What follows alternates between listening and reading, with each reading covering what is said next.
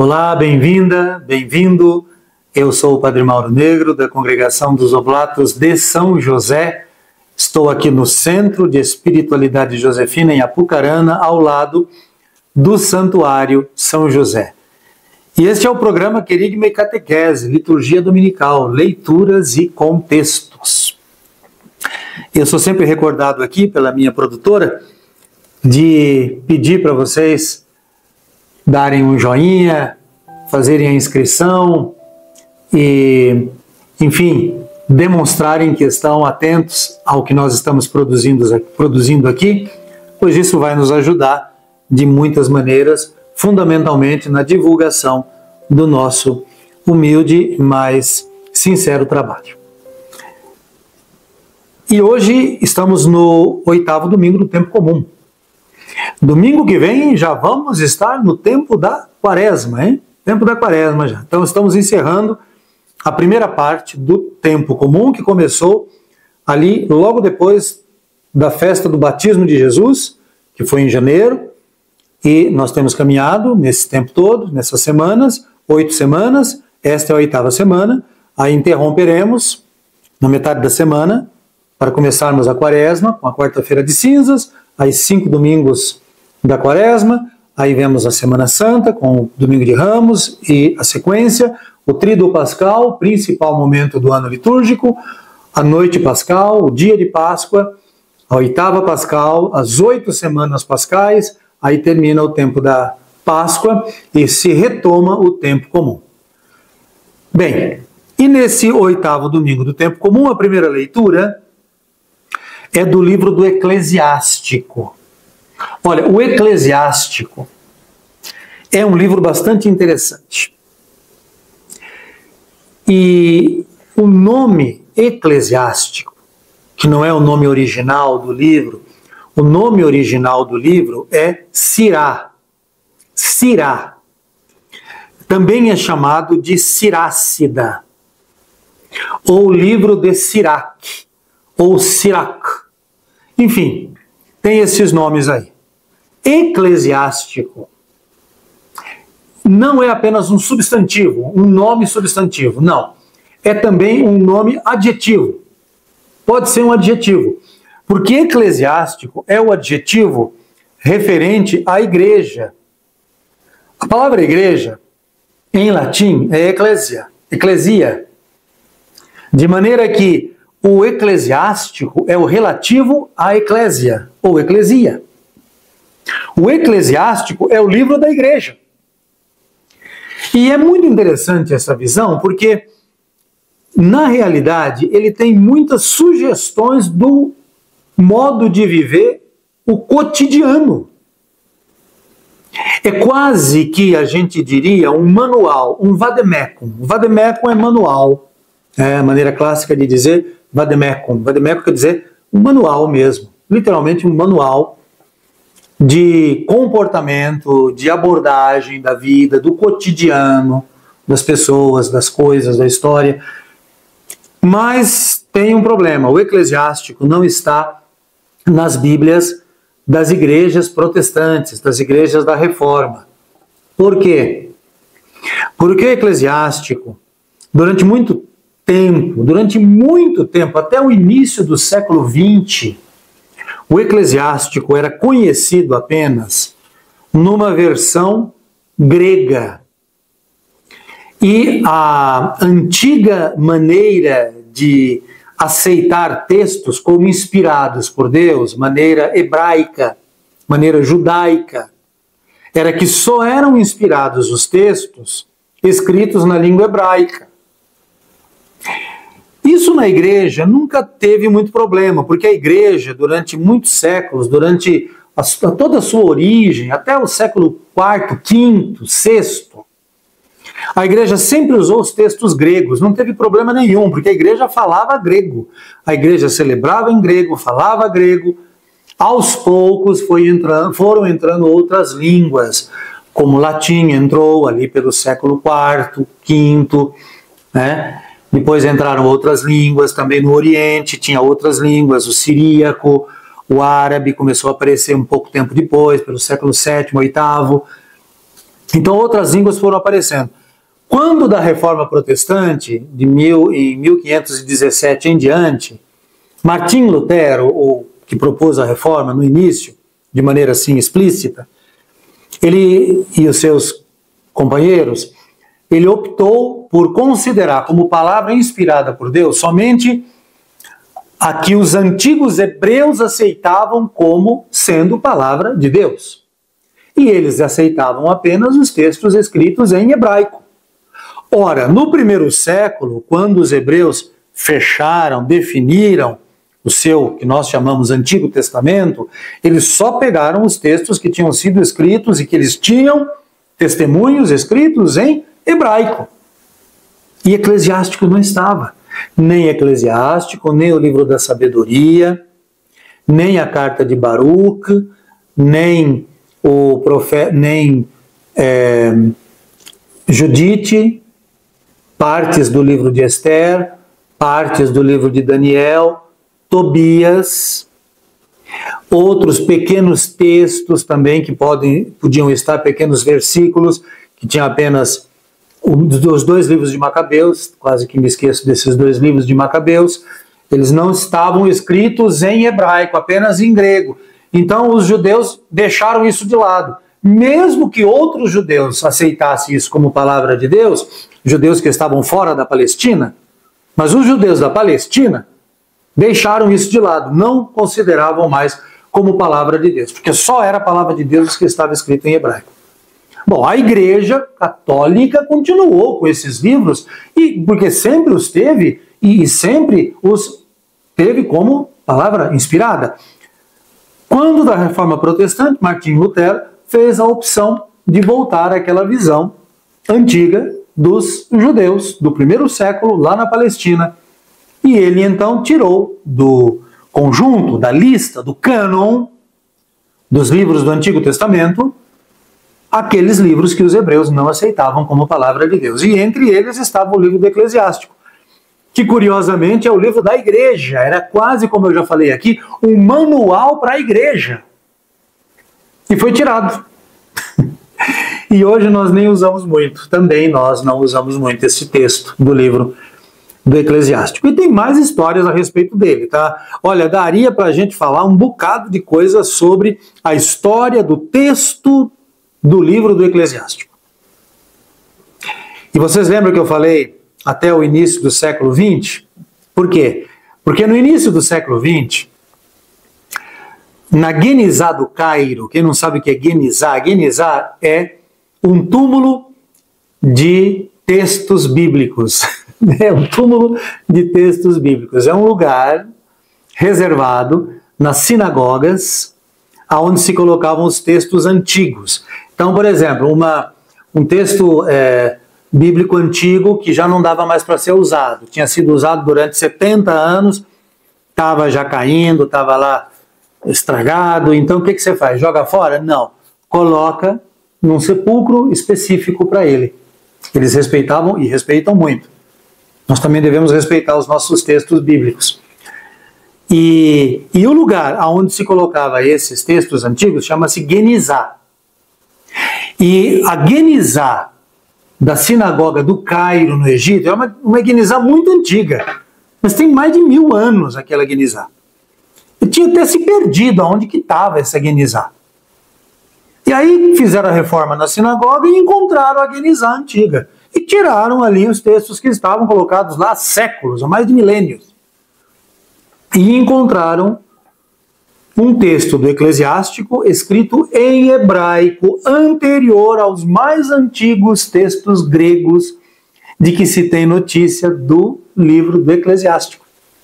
Então a gente sabe hoje, com certeza, que o livro do Eclesiástico foi escrito originalmente em hebraico e depois foi traduzido para o grego. Então, ele poderia muito bem entrar dentro do conjunto dos textos que os hebreus, os judeus, creem como sendo inspirados por Deus, porque foi escrito em língua hebraica. E para nós católicos, ele sempre vai ser um texto inspirado. Difícil, mas inspirado. Bom, dito tudo isto, vamos à leitura do texto, né? É o capítulo 27. Diz assim: quando a gente sacode a peneira, ficam nela só os refugos. Assim os defeitos de um homem aparecem no seu falar.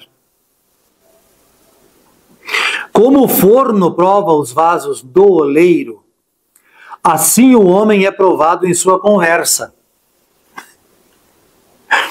O fruto revela como foi cultivada a árvore.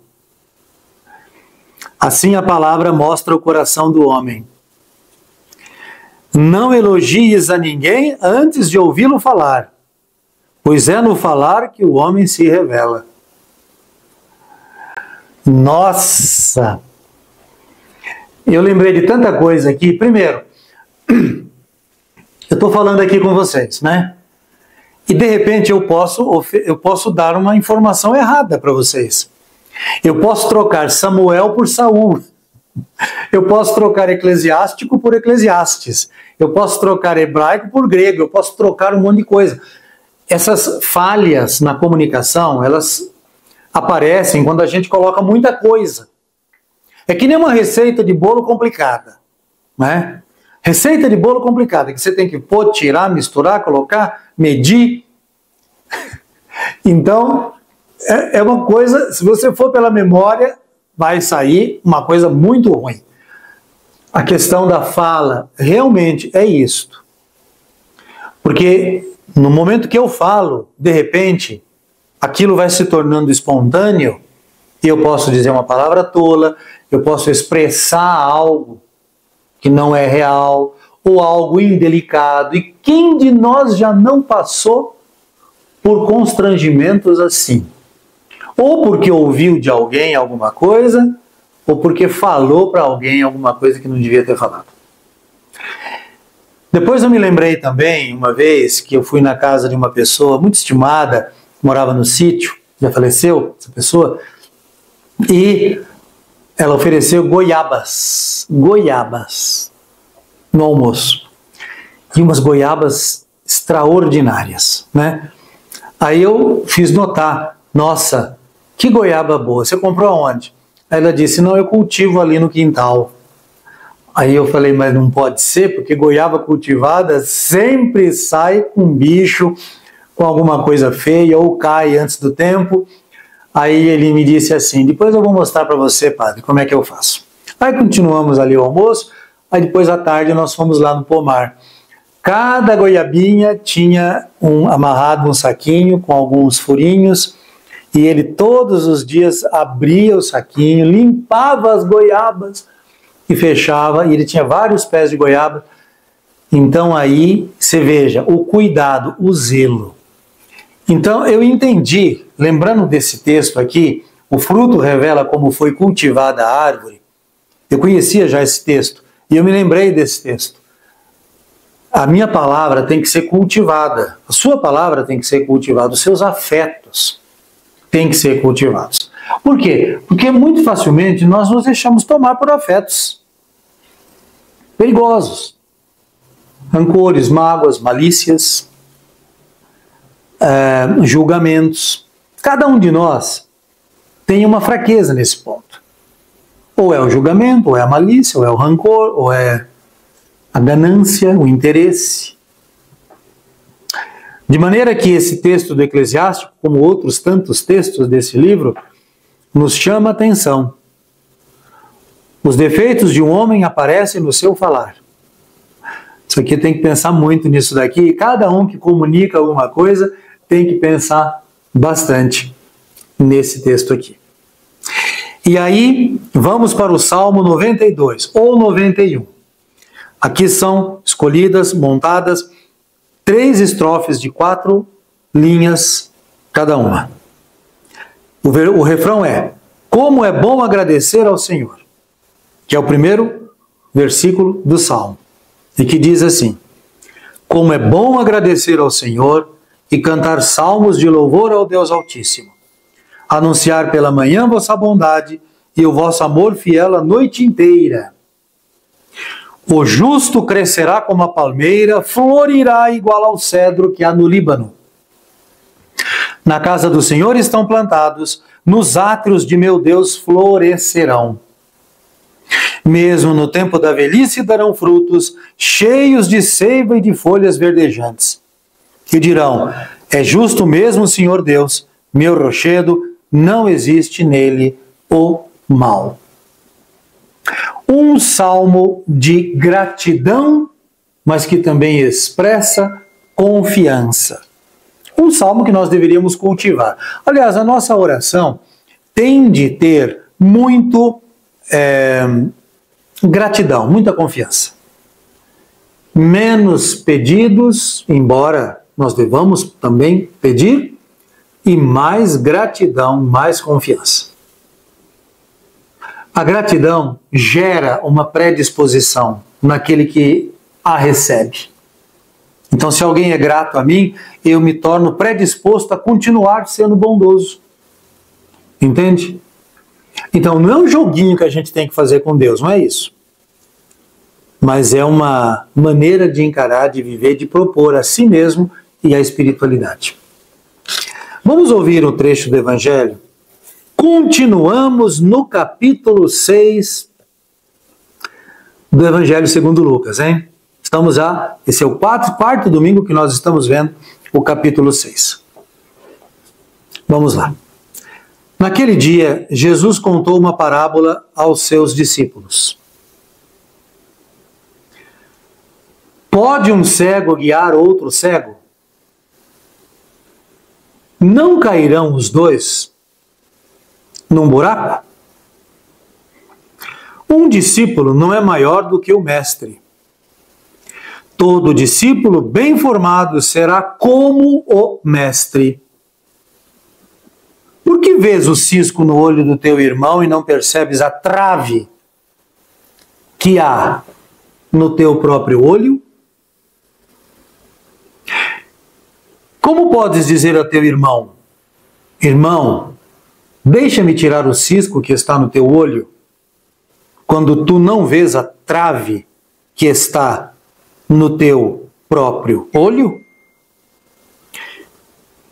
Hipócrita, tira primeiro a trave do teu olho e então poderás enxergar bem, para tirar o cisco do olho do teu irmão.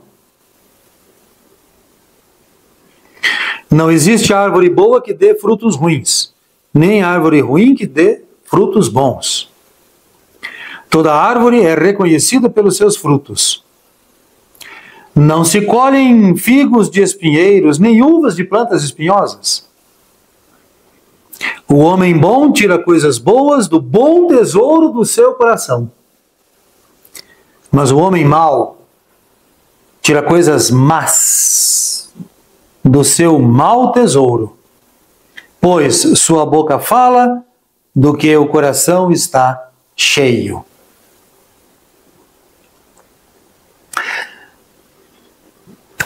Mais um texto interessante e muito oportuno do capítulo 6 do Evangelho segundo Lucas.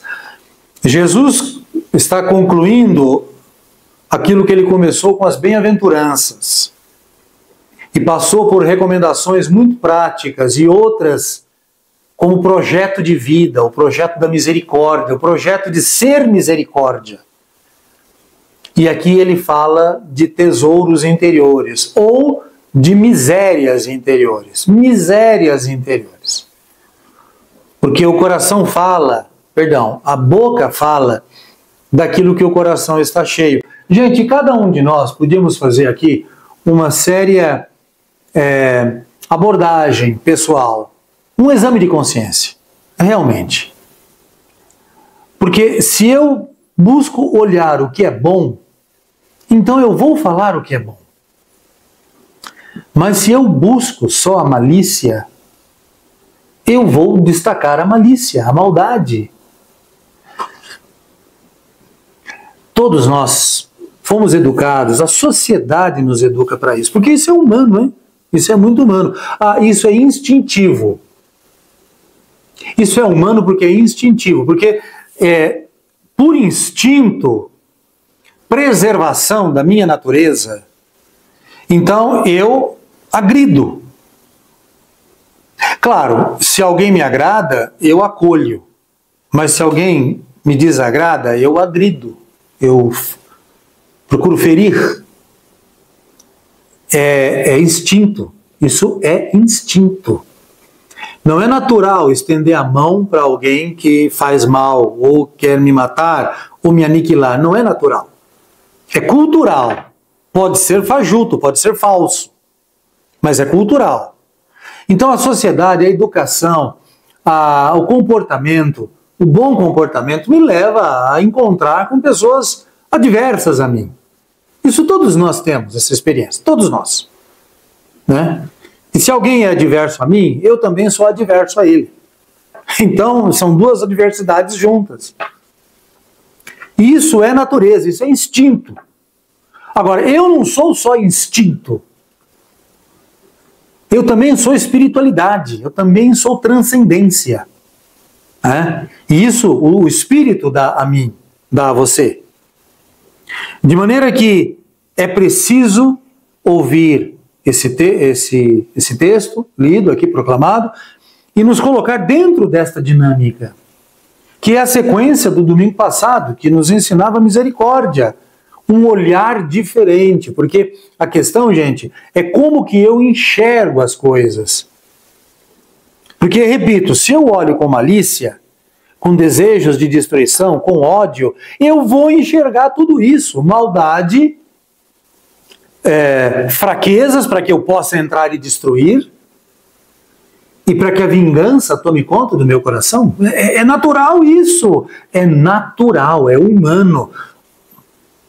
Mas tem tanta coisa que é natural e é humana que nós não fazemos. Eu não vou dizer coçar o dedo, coçar o nariz em público, eu não vou dizer fazer certas coisas aqui em público, não vou dizer isso. Mas todo mundo sabe que tem muita coisa que nós não devemos fazer em público. Também nós não devemos permitir que o ódio, que o rancor, que a malícia, que tudo isso tome conta da nossa maneira de ver. Estou muito convencido que tudo depende da maneira de eu ver. E é claro, eu não posso... Ei, aqui tem uma coisa, hein? Eu não posso edulcorar a minha visão. Edulcorar a visão quer dizer adocicar o meu modo de ver. Se eu vejo maldade, então se a maldade existe, eu vou vê-la. E eu preciso acusá-la. Mas eu preciso olhar além. É isso que eu digo, eu tenho que olhar além. Por que a maldade? Tem algum motivo para essa maldade? Talvez eu nunca consiga entender o motivo. Talvez eu nunca consiga entender. Mas deve ter alguma maldade. Algum motivo por causa que eu estou vendo a maldade. E eu não vou julgar. Eu simplesmente vou me afastar. Eu não sou obrigado a conviver com alguém que me destrói. Não sou obrigado. Não sou. Eu sou obrigado até a amar aquela pessoa, no sentido de não desejar a ela o mal, orar por ela, mas não significa que eu tenho que conviver com ela. Não! Seria absurdo isso. Seria irreal.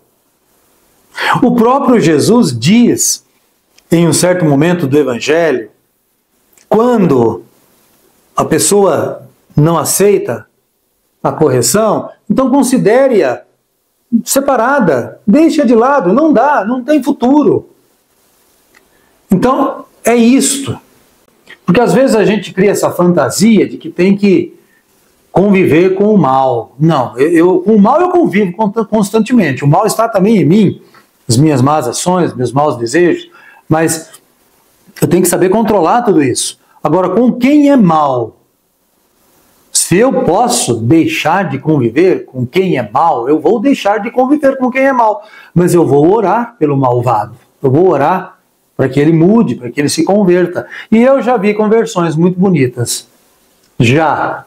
Olha que às vezes são difíceis de ver, mas a gente vê, ao longo do tempo a gente vê. Eu era jovem padre e conheci uma pessoa, um homem, que era realmente extremamente desagradável, falava palavrão assim, a cada 5 palavras, 3 eram palavrões, coisa assim repulsiva, nojenta, uma maldade, uma malícia, um negócio, sabe, ele era jornalista, e eu tinha que fazer uma matéria com ele, então, né, estava no curso de jornalismo. Como foi difícil aquilo ali, como foi difícil. Passaram-se 2 anos, eu o reencontrei, e eu não acreditei. O homem havia mudado profunda e visceralmente. E ele tinha tido uma experiência com Deus, uma experiência com o sagrado, que veio através de uma perda de uma pessoa importante na vida dele. E aquilo mexeu profundamente com ele. O homem se tornou um homem bom, mas um homem excepcionalmente bom, justo, prestativo, sabe? Depois eu perdi de vista, não sei mais como foi o resto da sua história, mas quando eu penso na possibilidade de uma conversão, eu me recordo deste que eu conheci e que me marcou muito, essa mudança dele, o que ele era antes e o que depois ele se tornou. Infelizmente também tem o caso contrário, né? Que o cara era bom antes e depois se perverteu.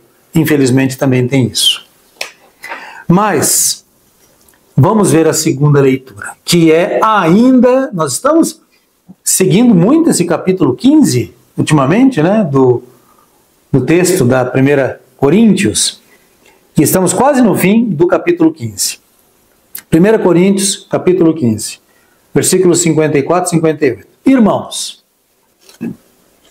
quando este ser corruptível estiver revestido de incorruptibilidade e este ser mortal estiver vestido de imortalidade, então estará cumprida a palavra da Escritura. A morte foi tragada pela vitória. Ó morte, onde está a tua vitória? Ó morte, onde está a tua vitória? Onde está o teu aguilhão? O aguilhão da morte é o pecado, e a força do pecado é a lei. Graças sejam dadas a Deus, que nos dá a vitória pelo Senhor nosso Jesus Cristo. Portanto, meus amados irmãos, sede firmes e inabaláveis, empenhando-vos cada vez mais na obra do Senhor, certos de que vossas fadigas não são em vão no Senhor. Bom, no final das contas, no final desse capítulo 15, São Paulo insiste em dizer que o que é importante é que nós superemos as dificuldades, as contradições, e que nós saibamos que essa superação acontecerá, mas nós temos que perseverar neste caminho. São Paulo diz, vocês pensam que a morte tem a última palavra? Não.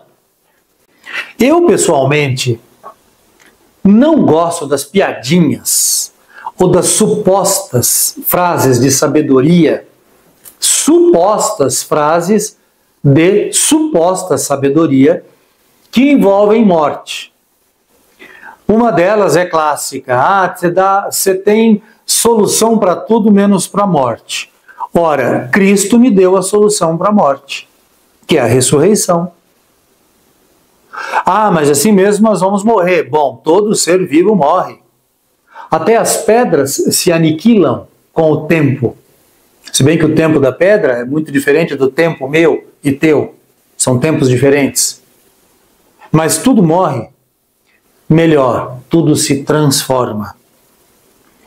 A nossa transformação, porém, é uma transformação que vai além do que a natureza oferece aos seres vivos, porque é uma transformação sobrenatural, é uma transformação que vem de Deus.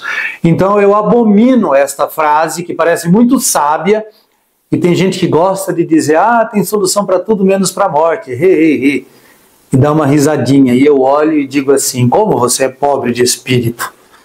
Eu só penso, tá? Não falo não. Por quê? Porque nós temos que ter um olhar além, amigas e amigos, nós temos que ter um olhar além. Sim, esta vida nos é aprazível? É bom viver, sem dúvida, eu concordo com você. Estou vivendo há mais de 60 anos e concordo com você, é bom viver. Mas também é bom imaginar melhor. É bom saber que nós temos um futuro diferente. E este futuro diferente a esperança me oferece.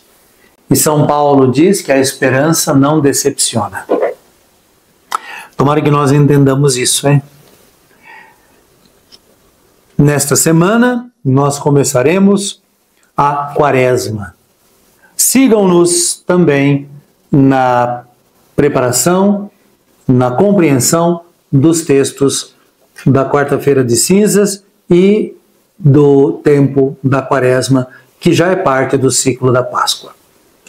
Eu sou o Padre Mauro Negro, da Congregação dos Oblatos de São José, falando do Centro de Espiritualidade Josefina em Apucarana, Paraná, no Querigma e Catequese, Liturgia Dominical, Leituras e Contextos. Desejo a você graça e paz.